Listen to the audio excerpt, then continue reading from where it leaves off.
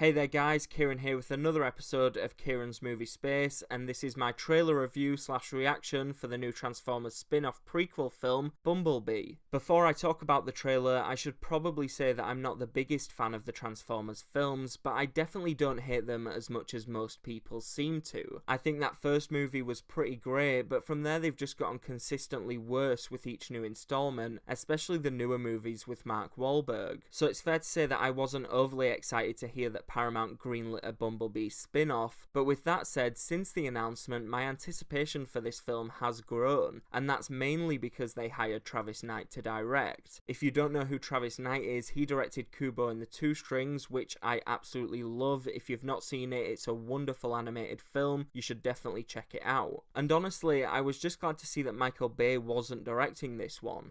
Not because I think he's a bad director, Not because I think he's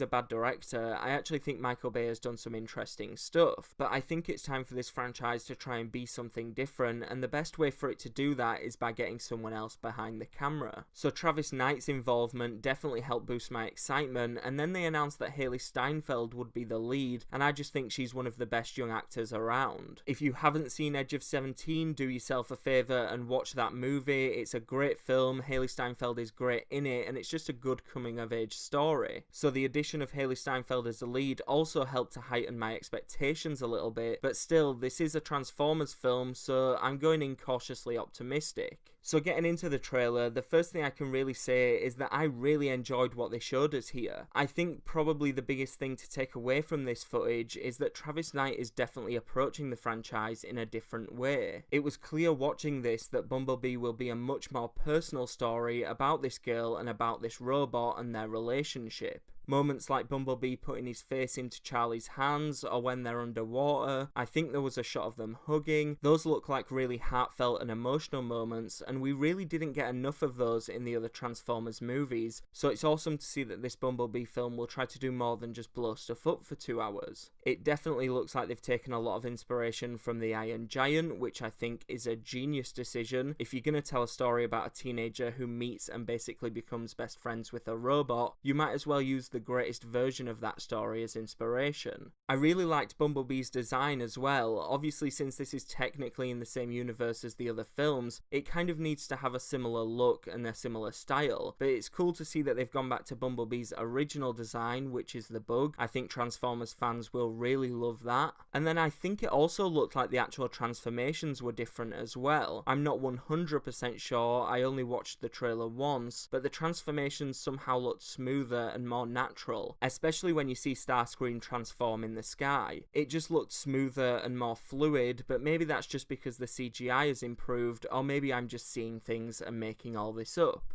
Speaking of the CGI though, some of these shots looked really cool. The moment where Bumblebee caught the chopper looked insane. I don't know why I'm surprised. If the other Transformers films did anything right, it'd be the visual effects. But yeah, I'm really impressed by the visuals and the CGI so far, and this doesn't come out until around Christmas time, so those visuals are only going to get better and better. Overall, I think this is a really solid trailer, and I'm definitely more excited about the Bumblebee movie than I was before. I wouldn't say that my worries have 100% disappeared, just because this is still a Transformers film, and it is easy to make a good trailer out of a crappy movie. I mean, pretty much every Transformers film has had a decent trailer, but if this trailer ends up being an accurate tease of the full film, I think we could have a really unique and a really special Transformers film on the way. But for now, that's it for my trailer review. Let me know what you thought of the Bumblebee trailer in the comment section below, and please hit the like button, subscribe to this channel, and share this episode. Thanks for listening, I'll see you in my next episode.